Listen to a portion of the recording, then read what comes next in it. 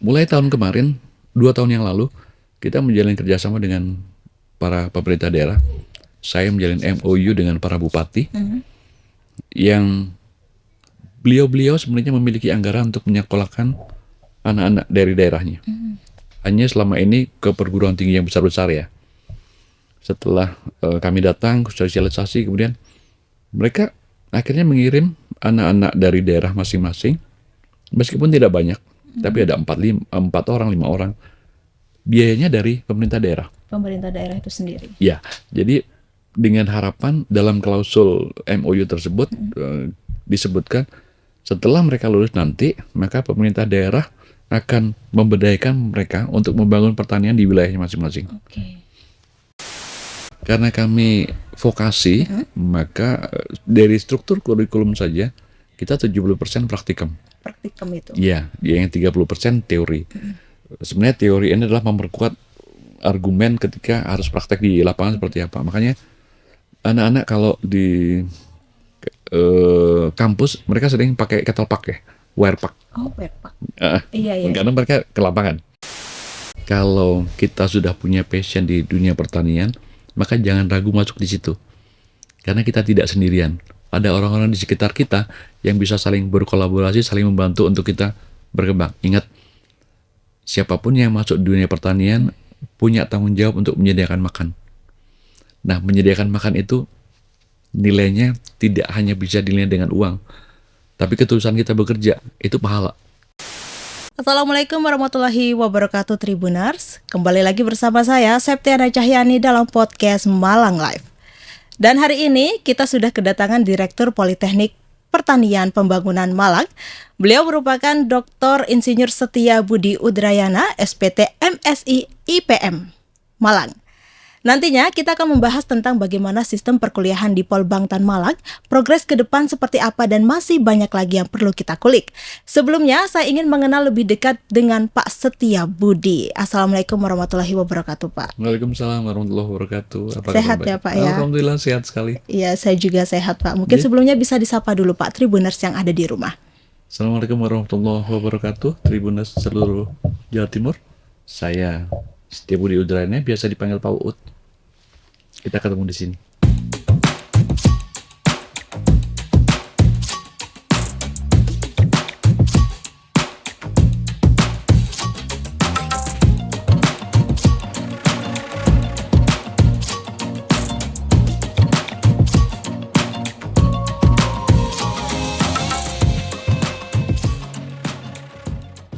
Oke, Pak Setia Budi Udrayana, biasa dipanggil Pak Uut ya, Ya, Pak ya. betul. Nah, Pak Uut ini menjabat sebagai Direktur Polbangtan Malang ini periode 2021 hingga 2025 ya, Pak ya. Betul. Dan artinya sebentar lagi, setahun lagi ya, Pak ya, Satu masa tahun lagi. jabatan itu akan Ya. berakhir ya, Pak ya. 11 bulan lagi. 11 bulan lagi. Itu di tanggal 1 April. 1 April 2025 ya, Ya. Pak ya. Dan dalam sebuah artikel ya, Pak ya, Pak Setia Budi ini mengatakan ingin meneruskan program direktur sebelumnya Betul. yang bernama Pak Bambang Sudarmanto. Benar ya, Pak ya? Betul sekali. Nah, program kerja apa sih, Pak, yang sudah dilaksanakan dan sudah tercapai untuk kemajuan Polbangtan Malang sendiri? Ya, terima kasih Mbak Eka. Jadi sebagai penerus direktur sebelumnya, Iya, Pak. kita wajib meneruskan program yang sudah bagus ya. Iya. Di sana sini perlu kita improve, antara lain kita meningkatkan kerjasama dengan stakeholder baik swasta maupun pemerintah daerah untuk bisa mengakomodasi kebutuhan anak-anak yang ada di Polbangtan. Misalnya kalau kerjasama dengan dunia swasta, kita kepingin tempat mereka dijadikan tempat magangnya anak-anak. Kemudian kalau yang dengan pemerintah, kita kepingin supaya ketika anak-anak ini lulus nanti bisa diterima di pemerintah daerah. Mereka welcome dengan itu. Itu yang kita teruskan dan kita bangun. Oh, berarti programnya ini menjalin relasi atau hubungan dengan para stakeholder, baik swasta maupun negeri ya, Pak ya. Betul. Kalau misalkan di swasta, anak-anaknya ini ada penempatan magang seperti Ya, itu ya, Pak ya. betul. Dan ketika Bapak menjabat sebagai direktur ya, Pak ya, Ya, pastinya ada suatu tantangan tersendiri ya, Pak ya. Betul, Itu betul. seperti apa, Pak? Tantangan tersendiri ketika Bapak menjabat sebagai direktur periode 2001 hingga saat ini, mungkin 2024. Oke, tantangan itu muncul dari internal dan eksternal ya. Internal organisasi artinya tidak semua teman bisa langsung bisa menerima konsep yang dipaparkan oleh seorang pimpinan gitu ya. Jadi it's okay, nggak ada masalah karena namanya dosen punya karakter masing-masing dan perlu diyakinkan bahwa ini baik. Baiknya untuk siapa? Untuk anak-anak didik kita. Itu kalau di internal berhasil kita tangani dengan relatif mudah. Tantangan eksternal sebenarnya adalah bukan masalah mereka mau tidak mau, tapi trust dunia eksternal ke kampus. Ini kan perlu dibangun. Nah, membangun trust di dunia eksternal ke dalam kampus itu membutuhkan waktu dan effort. Saya pikir itu sebenarnya bukan hal yang perlu dipermasalahkan dan itu harus kita jalankan. Memang wajib kita lakukan untuk mengatasi semua itu. Dan buahnya adalah untuk kepentingan anak didik kita, anak didik kami di Polbangtan, supaya mereka nanti ketika di luar mereka bisa percaya diri, kemudian bisa berkinerja dengan baik sesuai dengan ekspektasi di mana tempat mereka bekerja. That's it. Berarti ini untuk mempersiapkan masa depan anak-anak agar siap untuk bekerja ya Pak, terjun Betul. langsung ke dunia masyarakat yaitu bekerja ya Pak ya. Betul, mereka. Oke. Dan ketika Bapak ditetapkan sebagai Direktur Polbangtan Malang ya Pak ya, Iya. perasaannya tuh seperti apa ya, Pak? Dan juga respon keluarga itu bagaimana Pak? Kan ini kan kalau misalkan direktur itu kan tanggung jawabnya semakin besar ya Pak ya. Betul. Ya, secara pribadi sebelumnya saya selain sebagai dosen, saya sempat juga menjabat sebagai kepala bagian umum hampir 2 tahun, sehingga lika-liku organisasi insya Allah bisa lah. Justru muncul tantangan dari keluarga begitu ditetapkan jadi direktur, keluarga belum siap nih. Keluarga belum siap dengan alasan apa nih Pak? Nanti pola hidup kita akan berubah gara-gara kalau istri saya bilang gara-gara kau jadi pimpinan nanti pola hidup kita berubah. Saya bilang yang menentukan pola hidup kita berubah atau tidak bukan faktor jadi pemimpin atau tidak, tapi bagaimana kita sendiri. Dan alhamdulillah semuanya well done. Pola hidup kami tidak berubah, biasa saja ya seperti kalau direktur saya bilang ke teman-teman, saya direktur di kantor. Begitu kita di rumah kita ada tahlil ada apa, kita jalan biasa. Oke, berbicara mengenai pola hidup nih, pola hidup seperti apa sih yang Bapak beri kepada keluarga gitu Pak? Iya, saya bilang tidak ada privilege tertentu untuk keluarga ketika ayah jadi seorang direktur. Ya, jadi kalian berlaku seperti apa adanya saja. Anak saya 2, satu sudah lulus di Brawijaya, kemudian satu lagi masih di SMA Taruna. Istri saya kerja di swasta dan saya bilang pola hidup kalian gak usah berubah, kita biasa saja. Jadi alhamdulillah justru itu yang membuat kami nyaman dan tidak tersiksa. Alhamdulillah. Berarti tetap hidup sederhana ya Pak ya? Ya, boleh dibilang begitu mereka. Oke, dan Pak pernah terbayang nggak sih Pak ketika Bapak jadi Direktur Polbangtan Malang ini? Nggak pernah terbayang. Tidak pernah terbayang. Tidak pernah terbayang ya Pak ya? Bahkan kalau boleh diulas, saya lahir dari ibu yang sangat sederhana. Ibu saya lulusan SR. Saya masuk di sekolah peternakan itu karena saya pengen masuk di peternakan. Kemudian pada saat wisuda Snakma Malang kami dulu, pada saat ada pelepasan jas alma mater saat itu oleh kepala sekolah, saya kebetulan dipilih sebagai salah satu yang mewakili. Beliau kepala sekolah itu melepas jas alma mater sambil mengatakan, besok kamu kerja di sini. Ya, saya nggak tahu kenapa seorang kepala sekolah pada saat melepas jas alma mater anak yang diwisuda mengatakan seperti itu. Kemudian, baik Bapak, intinya saya berusaha melakukan apa yang harus saya lakukan dengan baik. Rupanya itu berbuah. Jadi saya tidak pernah berkesempatan sekolah. Saya kepingin sekolah S1 itu di perguruan tinggi negeri. Perguruan tinggi negeri. Ya, kepinginnya saat itu karena waktu zaman saya dulu di PTN itu bayarnya relatif murah. Relatif murah, bahkan boleh dibilang sangat murah ya saat itu. Saya kepingin di situ kan nggak punya uang. Tapi karena saya sudah masuk sebagai pegawai di bekas sekolahan saya, dengan gaji yang sangat kecil, saya berusaha kuliah di swasta. Kuliah di swasta itu mengambil jurusan peternakan ya Pak ya? Setelah jam kerja kuliahnya. Ya alhamdulillah selesai tepat waktu. Ya menjalani saja apa yang harus saya jalani dengan mengupayakan sebaik mungkin. Sebaik mungkin itu ya Pak. Nah, tadi Bapak kan latar belakangnya pendidikan itu sarjana peternakan ya Pak, ya, SPT. Betul. Kenapa bisa ke pertanian gitu Pak? Apakah ada keterkaitan satu dengan lainnya? Ya, pertanian peternakan itu nggak bisa dipisahkan. Pertanian peternakan tidak bisa dipisahkan. Bahkan di lapangan pun, ketika teman-teman petani itu dia hanya punya lahan, dia sepertinya lebih nyaman ketika punya ternak. Ya, jadi di lapangan seperti itu, sehingga begitu meskipun latar belakang peternakan, tapi peternakan adalah bagian dari pertanian. Peternakan merupakan bagian dari pertanian. Dan itu pun yang terjadi di struktur organisasi Kementerian Pertanian saat ini. Jadi kementerian besarnya ada Kementerian Pertanian, kemudian di dalamnya ada Direktorat Jenderal Peternakan, Direktorat Jenderal Tanaman Pangan, dan seterusnya. Jadi oke, nggak ada masalah dengan itu. Nggak ada masalah ya Pak ya. Berarti masih ada keterkaitan satu dengan lainnya ya Pak sangat ya. Sangat karena terkait. mereka saling simbiosis mutualisme mungkin Pak. Betul, saling. cocok. Iya, cocok ya Pak ya. Iya. Oke, dan kalau misalkan sekarang ini kan lagi gencar-gencarnya penerimaan mahasiswa baru ya Pak ya. Mungkin bisa dijelaskan kepada Tribuners yang ada di rumah Politeknik Pertanian Pembangunan Malang itu apa sih Pak, dan bagaimana sejarahnya, didirikan tahun berapa, seperti itu Pak. Jadi Politeknik Pembangunan Pertanian Malang ini adalah kami UPT vertikal, langsung di bawah Kementerian Pertanian. Kalau eselon satunya Badan Penyuluhan dan Pengembangan Sumber Daya Manusia Pertanian. Kami pada awalnya diminta untuk menyelenggarakan perguruan tinggi kedinasan. Mahasiswa kami awalnya adalah mereka yang sudah pegawai negeri.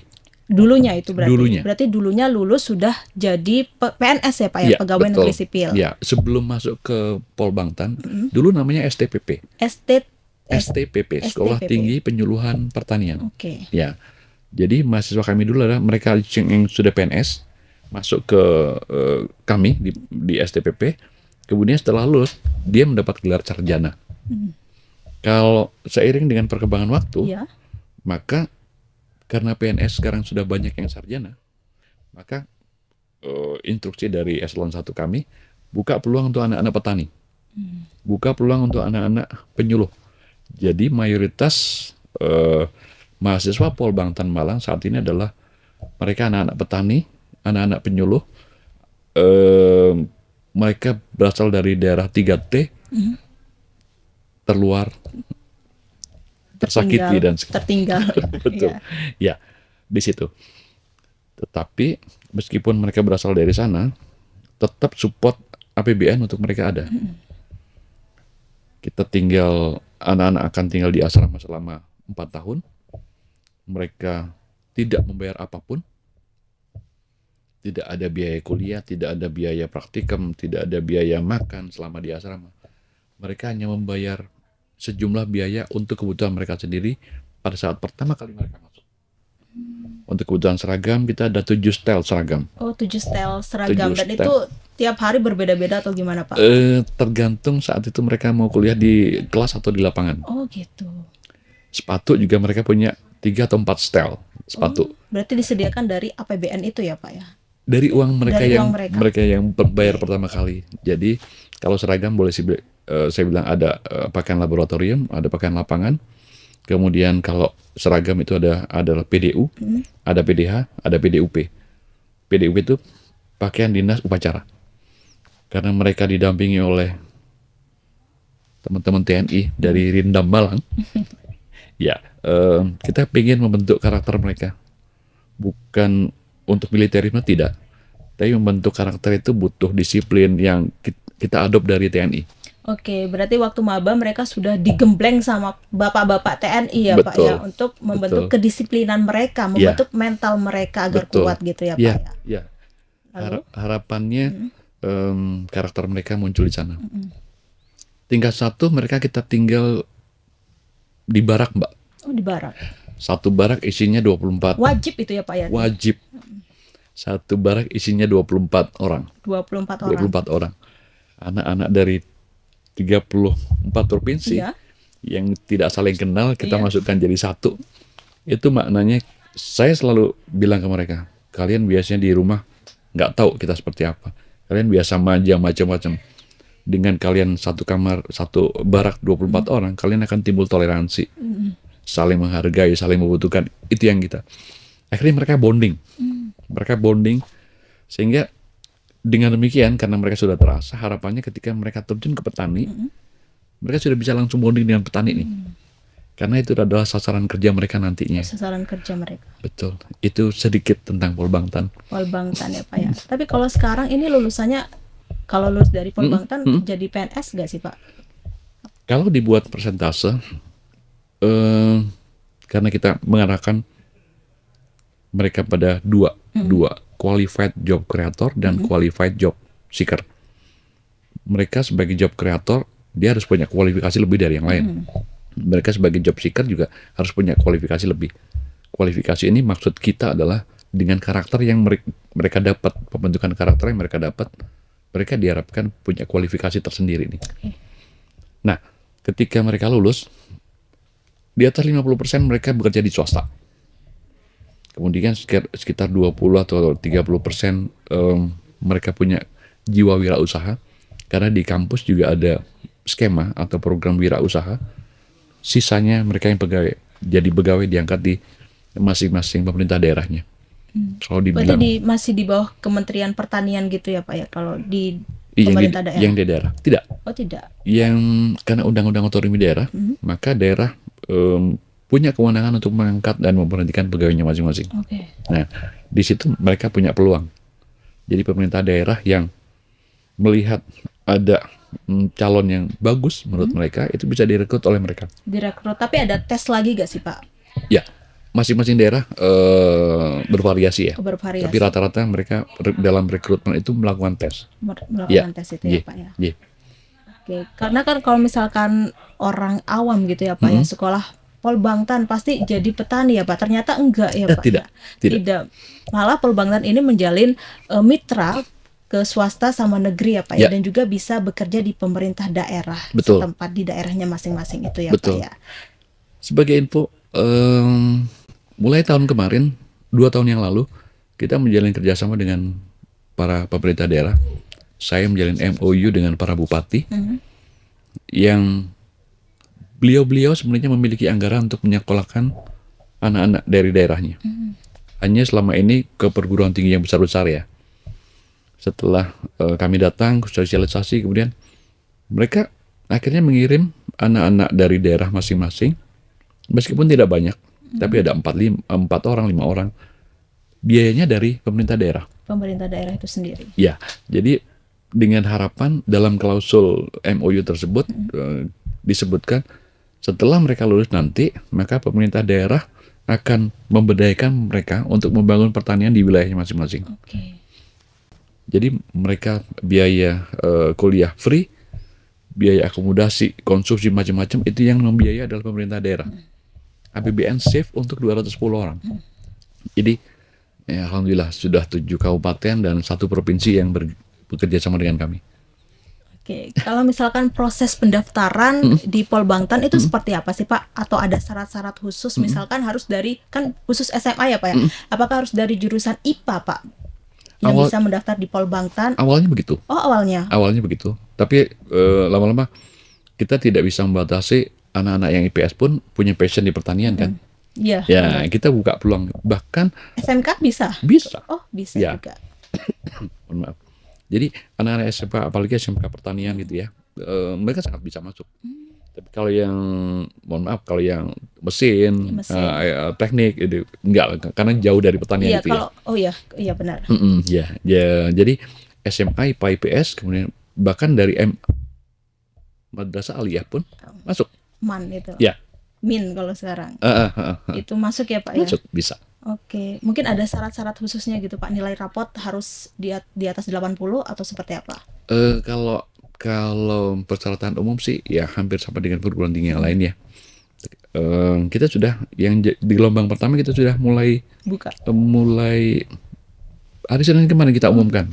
Pembukaan. Itu gelombang pertama mulai tanggal berapa sampai tanggal berapa kira-kira Pak? Kita mulai saya lupa persisnya, tapi kira-kira Maret April. Bahkan sudah dibuka. Kita sudah umumkan. Ya. Hari Senin kemarin tanggal 13 siapa saja yang diterima. Oh, sudah ada ya Pak? Sudah. Ya? Nah, kita akan buka gelombang kedua nih mulai 20 2 Mei. 20 Mei. 22 Mei. Besok. Besok Sampai itu ya, Pak, di ya? Juni. Sampai di Juni. Kita hanya 210 orang yang kita terima. 210 orang itu 210. tiap tahun ya, Pak, Tiap ya? tahun. Karena APBN kita Iya, hanya cukup untuk 210 orang. 210 orang itu. Oke. Ada beasiswa gak sih, Pak? Semua anak-anak yang masuk Polbangtan itu beasiswa. Beasiswa semua. Beasiswa semua. Oke.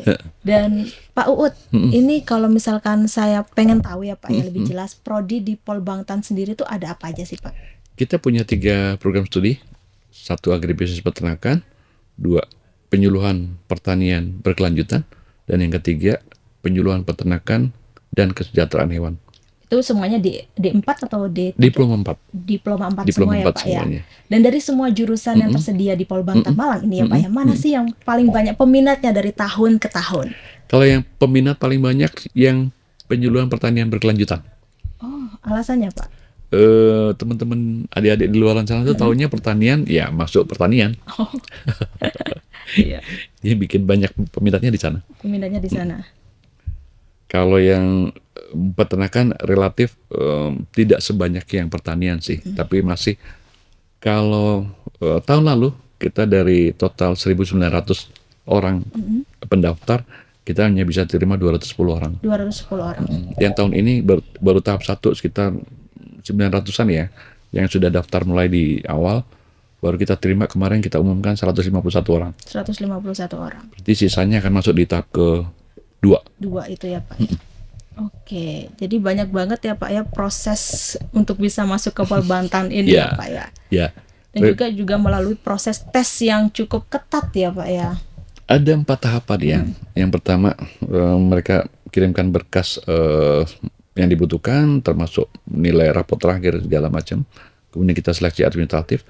Setelah mereka lolos, baru mereka akan mengikuti CAT, Computer Assist Test. Setelah lolos tes CAT, baru mereka akan fisik dan wawancara. Fisik dan wawancara itu. Fisik dan wawancara.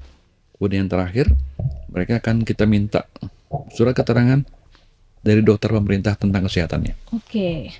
Kenapa begitu? Karena mereka hidup di barak. Jadi kalau ada satu yang hepatitis, pasti satu barak Kena ketularan semua. Ya, itu makanya kita screening di sana di terakhir. Berarti makan minum gratis ya Pak ya? Ya. Disediakan dari Polbangtan sendiri. Ya. Karena sudah mencakup beasiswa itu ya Betul, Pak ya. betul. Ya, kalau misalkan model pembelajaran di Polbangtan itu seperti apa sih Pak? Ini katanya menggunakan sistem teaching factory ya Pak ya, benar tidak? Ya, kita mencoba sejak 3 tahun terakhir ini untuk konsep teaching factory. Sebenarnya kita pengen ada usaha yang di dalam kampus yang mirip dengan dunia luar, Oke. yang bisa dijadikan tempat praktek untuk mahasiswa. Nah, karena kita bergeraknya di pertanian dan peternakan, maka usahanya itulah usaha pertanian dan usaha peternakan. Oke. Ya, hampir seluruh anggaran APBN kita untuk praktikum kita alihkan ke TEFA. Oh, untuk TEFA ini ya Pak Ya. ya? Jadi kalau misalkan program studi mau membutuhkan praktikum, misalkan kalau di peternakan budidaya ayam potong misalnya, prodi tinggal bilang ke teman-teman di TEFA, pengelola TEFA, anak-anak mau praktek budidaya ayam potong, harusnya TEFA bisa menyediakan itu. Oke. Itu modelnya. Tapi manfaat menggunakan metode pembelajaran TEFA ini apa kira-kira bagi mahasiswa Polbangtan Malang sendiri?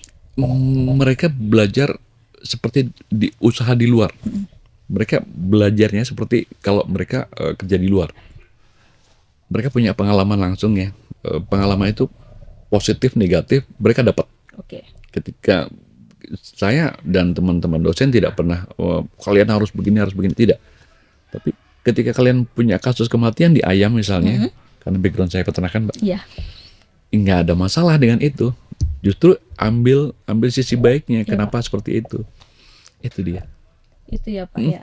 Wah, berarti banyak sekali manfaat yang diberikan melalui metode pembelajaran TEFA itu sendiri ya Pak ya. Mudah-mudahan begitu. Iya. Mudah-mudahan begitu. Tapi ini pembelajaran aslinya ini nggak hanya teori aja ya Pak, praktek langsung juga ya Pak ya di Polbangtan Malang ini. Karena kami vokasi, maka dari struktur kurikulum saja kita 70% praktikum. Praktikum itu. Iya, yang 30% teori. Sebenarnya teori ini adalah memperkuat argumen ketika harus praktek di lapangan seperti apa. Makanya anak-anak kalau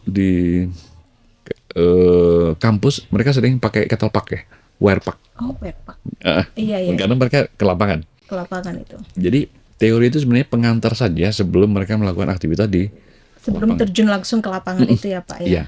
Ya, dari struktur kurikulum sudah seperti itu. Di struktur penilaian pun seperti itu. Kita ada nilai teori dan nilai praktek. Dan mendominasi capaian nilai praktikum dibandingkan nilai teori. Jadi kalau menilai praktikumnya misalkan sudah nilai 80, misalkan teorinya 20, nanti kan ada persentase. Pasti dia lulus. Oke. Ketika dia bisa melaksanakan praktikum dengan bagus, pasti dia lulus. Pasti dia lulus. Waduh, berarti ini benar-benar mempersiapkan untuk bisa terjun langsung ke masyarakat ya, Pak ya. Mudah-mudahan begitu. Mudah-mudahan begitu. Sudah ditempa sejak dini di Polbangtan Malang ini. Semoga. Semoga ya Pak ya. Dan kalau kita berbicara tentang implementasi Merdeka Belajar ya Pak ya, bagaimana sih implementasi Merdeka Belajar di Polbangtan Malang sendiri? Terima kasih Mbak Ayu. Jadi begini, tadi saya mengatakan mereka semua dibiayai APBN. Iya Pak. Kemudian mereka wajib di asrama tingkat 1, 2, dan 4. Nah, tingkat 3-nya kemana nih? Kemana Kan Pak? gitu ya. Iya. Tingkat 3, semester 5 dan 6 mereka wajib di luar. Wajib di luar, berarti langsung praktek langsung ke lapangan. Berarti dalam istilahnya tuh magang ya Pak ya? Betul. Kita menyebutnya magang. Jadi 2 semester mereka magang di luar. Magang ya, kalau kita bicara prodi penyuluhan, ada magang penyuluhan dan magang teknis. Magang penyuluhan ini bagaimana mereka hidup dengan masyarakat, dengan penyuluh, dengan petani itu ya. Bagaimana mengimplementasikan semua teori tentang penyuluhan pada saat magang itu. Kalau yang magang teknis, tergantung mereka passionnya di mana. Misalkan peternakan, saya mau saya potong, saya perah, atau kambing domba. Mereka akan milih itu. Oh, berarti milih sesuai passionnya masing-masing ya Ya. Pak ya? Bukan dari kampus kamu harus ke sini bukan. Kampus menyediakan pilihan. Oke. Kalau mau yang saya potong di sini, karena kita jalin kerjasama dengan stakeholder tadi ya, ya kampus menyediakan pilihan, mereka memilih. Hanya kemudian ketika satu komoditas terlalu banyak, kampus berhak untuk merotasi mereka. Jadi yang konsep MBKM kita terapkan 2 semester dalam bentuk magang mereka, magang penyuluhan dan magang teknis. Ya, selama 1 tahun. Praktis mereka 1 tahun tidak ke kampus sama sekali. Tidak ke kampus, berarti langsung ke perusahaan itu sendiri. Betul. Uang makan mereka kita kirim ke mereka masing-masing. Oke. Jadi kita punya rekening anak-anak itu yang tinggal di luar, setiap bulan kita transfer uang makan yang seharusnya mereka lakukan di asrama. Di asrama. Kita transfer ke mereka langsung di lokasi magang. Oke. Itu Oke dia. Pak, kalau misalkan kita berbicara tentang Indonesia Emas 2045 nanti ya Pak ya. Oke, Iya. iya. Dan bagaimana sih Polbangtan Malang mempersiapkan SDM pertanian ini yang berkualitas, unggul dan profesional nantinya? Ya, kita semua di Indonesia tahu ya, nanti akan ada bonus demografi ya. Yang puncaknya 2024, 2025, 2026. Iya. Di atas 65% usia produktif 15 sampai 64. 15 sampai 60. Kesempatan kita untuk di dunia pendidikan, Iya. kita punya waktu 4 tahun menyiapkan anak-anak. Nanti ketika dia masuk katakan 2024, dia akan lulus 2028. 2028. Dan umurnya dia saat itu, kalau dia masuk usia 19 tahun, usia dia sekitar 21-an ya. 21-an. Itu sangat produktif. Jadi bukan usia produktif, tapi sangat produktif. Jadi apa yang kita lakukan adalah bagaimana saya sendiri sebenarnya kasihan kalau anak saya masuk di Polbangtan. Alasannya Pak? Karena mereka begitu dihajar ya. Kalau boleh saya bilang dihajar dengan kedisiplinan, dengan berbagai macam hal yang karakter mereka harus terbentuk saat itu supaya enggak, kalau orang Malang bilang milang-miling gitu ya, enggak ragu sini, enggak ragu sana gitu ya. Tegas gitu, Iya, punya pendirian tetap ya Pak. harapan kita begitu. Saya sendiri kasihan kalau, tapi ini masalahnya ada anak-anak petani yang berasal dari semua provinsi di Indonesia, mereka belum tentu dari daerah maju. Ketika mereka sendiri nggak struggle, Iya. bagaimana mereka mau membuat orang lain struggle? Nah, itu yang kita siapkan di kampus selama 4 tahun pendidikan mereka. Tentu dengan didampingi teman-teman dari TNI, kami sangat bersyukur. Rindam Malang sangat support untuk itu. Kemudian ada program lain yang kita menamakan penumbuhan wirausahawan muda. Di dalam kampus kita membidik anak-anak yang punya passion untuk wirausaha.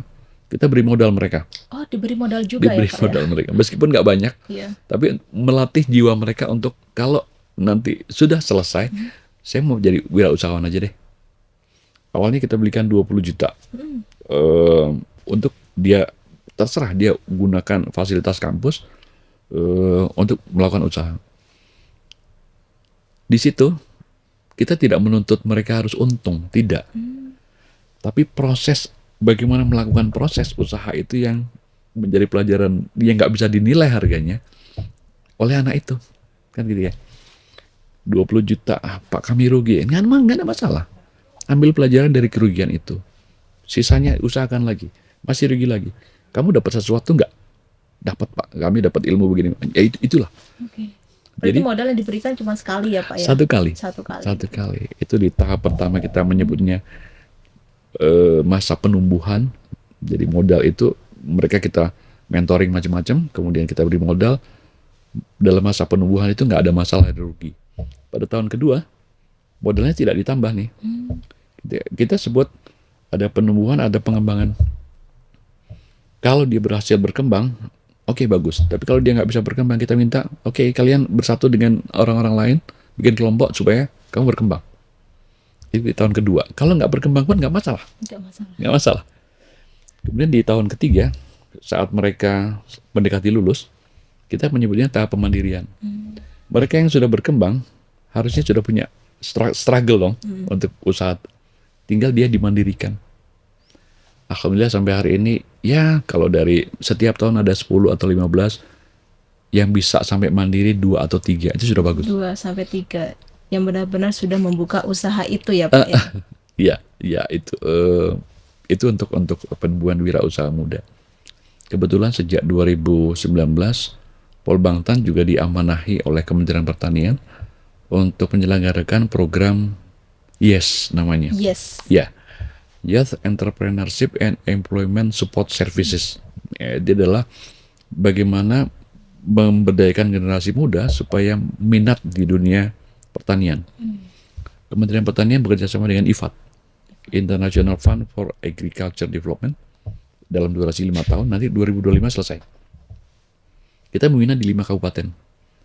Anak-anak muda atau pemuda yang berusia 19 sampai 39 tahun itu bisa masuk di program kita. Kita support mulai dari pelatihan, kemudian sampai kita pada ujungnya kita akan berikan stimulus modal untuk mereka usaha, dan alhamdulillah sampai hari ini ya cukup berkembang. Cukup berkembang. Cukup berkembang. Ya, Pak ya? Ya. Berarti ada kemajuan dari mahasiswa itu sendiri ya Pak ya? Ya, mahasiswa Dan dipersiapkan untuk betul. berwirausaha. Insya Allah begitu. Untuk bisa mandiri ke depannya ya Pak ya? Harapannya begitu. Nah, dan saya kembali ke sering dalam berbagai event ketika ketemu dengan anak-anak mahasiswa, saya mengatakan kampus sudah menyediakan segalanya buatmu. Ilmunya Bapak Ibu dosen silakan kalian serap. Berikutnya kalian mau jadi apa tergantung kalian. Berarti tergantung mau jadi apa tuh tergantung dari masing-masing pribadi itu sendiri. Betul. Kampus cuman mengarahkan ya Pak Ya. ya, dan juga memberi kucuran dana Ya. modal, bantuan Ya. modal itu. Betul. Tapi kalau misalkan sudah untung ya Pak ya mahasiswanya, itu ada balik modal gak sih Pak? Dikembalikan uangnya ke pihak kampus? Tidak. Oh tidak. Tidak. Jadi kita memberikan ke mahasiswa itu murni untuk mereka. Untuk mereka itu ya Pak Ya, karena proses kalau di kami institusi pemerintah ya pasti ada audit dari inspektorat maupun dari BPK. Untuk modal stimulus modal kita diaudit hanya 1 tahun saja. Kemudian tahun kedua mereka melakukan pemantauan. Selama itu masih digunakan oleh anak-anak, it's okay. Tapi justru kalau sisa modal itu dikembalikan ke kampus, justru itu yang jadi masalah. Yang jadi masalah bumerang gitu ya Pak Jadi ya? bumerang, ya. Uangnya nggak seberapa, tapi efeknya luar biasa. Jadi silakan mereka kembangkan itu. Oke. Ya. Oke Pak, lanjut ke pertanyaan berikutnya ya Pak Ya, ya. siap. Nah, Menteri Pertanian ini mengatakan untuk lebih meningkatkan pentingnya pendidikan vokasi sebagai upaya regenerasi petani ya Pak ya. Betul. Beliau menyebut bahwa hadirnya petani milenial dapat memberikan inovasi untuk masa depan khususnya dalam dunia pertanian. Ya. Apakah amanah dari Pak Menteri ini sudah terlaksana dengan baik Pak? Kalau kami menilai diri sendiri nggak bagus ya. Ya. Tapi penilaian dari stakeholder di luar, terutama teman-teman yang pemerintah daerah yang bekerja sama dengan adanya program YES tadi, mereka sangat antusias dan menyambut baik ya. Karena Karena begini Mbak, sebenarnya anak-anak muda ini potensinya luar biasa nih. Akan tetapi mereka bingung nih, saya harus bertanya ke siapa? Ketika saya punya masalah, saya bertanya ke siapa? Teman-teman di, mohon maaf, Dinas Pertanian tidak punya cukup sumber daya untuk mengakses semua kebutuhan anak muda. Itu dari Dinas Pertanian. Kemudian namanya anak muda ini kan berada di bawah kementerian lain ya, Dinas Pemuda dan Olahraga. Iya. Juga beliau-beliau di sana juga mungkin tidak punya cukup sumber daya untuk memberdayakan anak-anak muda ini. Oleh karena itu, ketika Yes ada, kita berusaha menyatukan semua stakeholder yang peduli dengan pemuda, maksud saya, yang peduli dengan pemuda, yang peduli dengan pangan, yang peduli dengan pertanian, yang peduli dengan makanan kita. Ayo kita gabung bareng-bareng yuk, anak-anak muda ini kita grading up dari sisi ya pengetahuan mereka, hubungan mereka dengan stakeholder yang lain, hubungan antar sesama. Itu yang kita bangun di program Yes. Alhamdulillah sampai hari ini respon dari teman-teman stakeholder di luar sangat bagus kalau menurut saya. Dan bahkan beberapa event Pak Bupati sendiri yang hadir karena awareness-nya beliau sudah muncul. Nah, berbagai aktivitas kita mulai dari pelatihan dasar bagaimana berbisnis, kemudian bagaimana literasi keuangan ketika mereka sudah ada usaha gitu ya. Kemudian bagaimana ketika usahanya sudah mulai berkembang tapi mereka kurang modal, kita berikan pelatihan literasi keuangan. Kita juga punya advance training. Mereka yang sudah ada usaha, sudah mulai berkembang, saya butuh pelatihan ini perizinan misalnya. Kita berikan pelatihan advance training sehingga pelatihan itu berbasis kebutuhan. Jadi mereka butuh apa, kita berusaha menyediakan itu. Kami tidak sendiri karena sekarang zamannya bukan lagi berdiri sendiri ya. Zamannya kolaborasi sekarang. Ya, betul. Benar, sehingga programnya berusaha mengoptimalkan potensi yang ada di sekitar situ. Mereka yang punya kelebihan di bidang packaging misalnya, kita jadikan narasumber di pelatihan itu. Jadi misalnya anak-anak di Kabupaten Tulungagung, mereka narasumbernya teman-teman dari Tulungagung juga, sehingga awareness asal itu kan pasti muncul ya, bondingnya mereka dapat. Alhamdulillah mereka sudah growing up sekarang, pada tahap growing up. Oke. Dan Pak, kita lanjut ke pertanyaan berikutnya ya Pak ya. Dan pada tanggal 2 hingga 4 Mei kemarin ya Pak ya, 2024 tepatnya, Badan Penyuluhan dan Pengembangan Sumber Daya Manusia Pertanian atau BPPSDMP Kementerian Pertanian ini menggelar Training of Trainers ya Pak ya. Bertajuk Gerakan Antisipasi Darurat Pangan Nasional bagi Widyaiswara, dosen, guru, penyuluh pertanian dan bintara pembina desa. Benar ya Pak ya? Betul sekali. Oke, dan lantas bagaimana sih solusi yang diberikan Polbang Tanmalan untuk mengatasi krisis pangan global, perubahan iklim dan dampak El Nino dalam produksi dan penyediaan pangan di musim kemarau ini? Karena kan ini juga lagi ada krisis pangan ya Pak ya. Sangat sampai hari ini ada 20 negara yang sudah menyatakan diri krisis ya. Bahkan mungkin sekitar 10 negara menyatakan diri kelaparan ya. Dan itu sebenarnya kalau menurut saya itu menjadi tanggung jawab negara. Kementerian Pertanian yang punya tupoksi membangun pertanian di on farm itu harus bekerja ekstra keras. Bagaimana caranya supaya ketika nanam padi produktivitasnya bagus. Bagaimana ketika nanam singkong, nanam jagung, produktivitasnya bagus. Itulah tugas Kementerian Pertanian. Banyak cara yang ditempuh.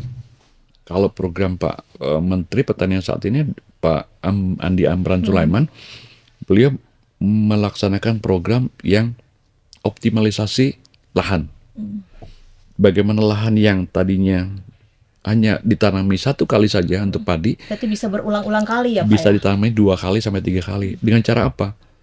Kalau musim kering, El Nino kan kering banget ya. Iya, kering. Sampai retak-retak gitu kan Pak. Betul. Beliau punya program pompanisasi. Jadi air sungai yang masih bisa potensial disedot untuk mengairi sawah dilakukan itu. Dan itu gerakannya masif di seluruh Indonesia. Oleh karena itu kemarin dilakukan TOT itu. Kami di Badan Penyuluhan dan Pengembangan SDM, Widyaiswara, dosen, penyuluh itu wajib tahu dulu itu. Wajib tahu. Kemudian kenapa Babinsa? di setiap desa itu pasti ada bintara pembina desa. Nah, disitulah dengan bantuan teman-teman Babinsa itulah kita bisa pantau real time mana-mana lokasi yang bisa digenjot untuk pemanisasi.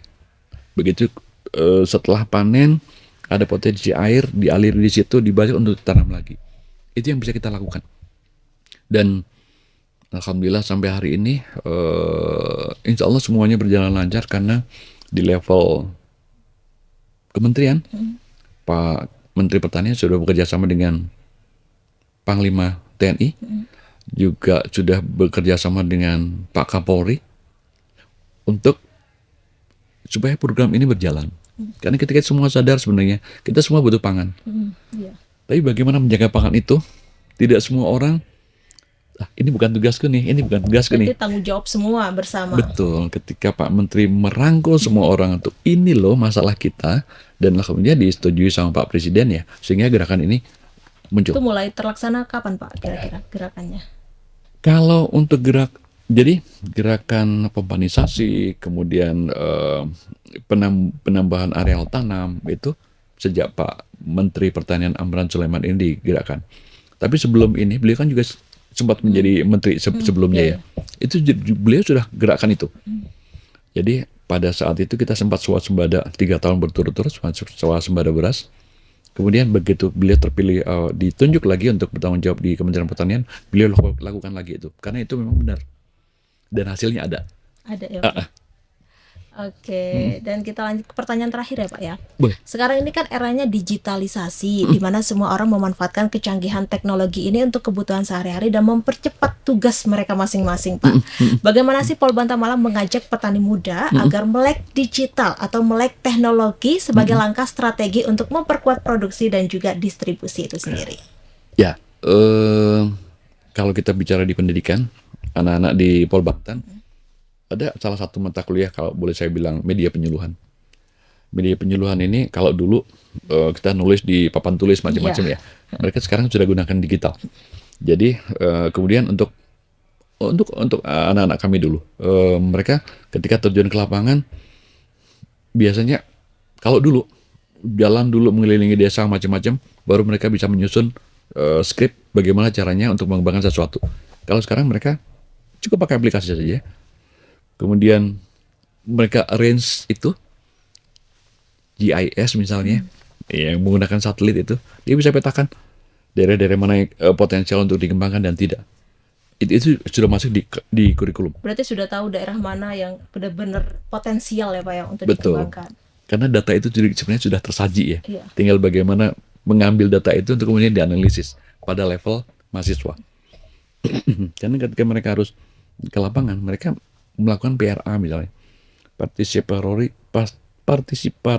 rural appraisal. Jadi mereka memutar potensi wilayah dulu, potensi dan masalah wilayah dulu, untuk kemudian mereka nyari solusi, kemudian diberikan penyuluhan ke petani. Kira-kira ada kriteria nggak sih Pak daerah yang potensial itu dan tidak potensial itu sendiri? Depend on masing-masing daerah. Ya, karena mereka ketika mahasiswa kami magang, mereka biasanya di satu BPP. Satu BPP ini meliputi satu kecamatan. Tergantung di kecamatan ini yang mau dikembangkan yang mana sih? Nah, mereka akan masuk di situ. Mereka akan berusaha backup di situ.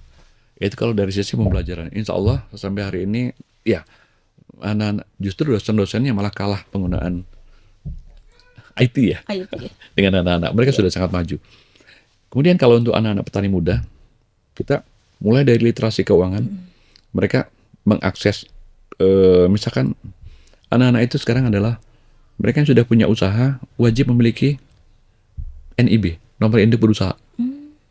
Nah, ini kan pakai single submission itu ya. Nah, mereka gunakan HP untuk daftar usaha mereka lewat situ. Ya, lewat situ. Ya, itu yang paling sepele saja. Kemudian berikutnya, ketika mereka sudah punya produk, kemudian bingung memasarkan, saya harus bagaimana nih? Kita beri bagaimana teknik digital marketing. Pemasaran itu ya. Yang paling mudah saja dulu karena mengenalkan ini sulit ya kalau mereka belum pernah kenal sama sekali. Jadi dengan digital marketing mereka sudah mulai awareness-nya sudah mulai muncul dan mereka sudah mulai butuh itu. Sudah mulai butuh itu. Kalau anak-anak petani muda yang di 5 kabupaten yang kita cover, ya mudah-mudahan bisa terus berjalan dan mereka makin mengimprove dirinya sendiri ya. Karena nggak bisa selamanya kami di Polbangtan untuk dampingi mereka terus ya. Ketika awareness muncul dari diri sendiri, mereka mengimprove diri sendiri, kita tinggal dilapori aja, wah capeknya hilang.